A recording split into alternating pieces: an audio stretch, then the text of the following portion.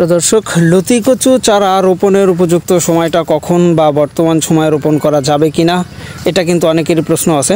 আবার অনেকেরই দেখা যাচ্ছে ফসলি জমি ফাঁকা হয়েছে, যেহেতু নতুন একটা পাটের সিজন শুরু হচ্ছে, অনেকেই পাটটা রোপণ না করে বা পাট বাদ দিয়ে ভিন্ন কিছু রোপণ করতে যাচ্ছেন। তাদের জন্যই মূলত আজকের ভিডিওটা। আপনি চাইলেই কিন্তু খুব সহজেই এই লতিরাজ কচুর চারাগুলা রোপণ করতে পারেন, যেটা মাত্র 2 টাকা পিসেই।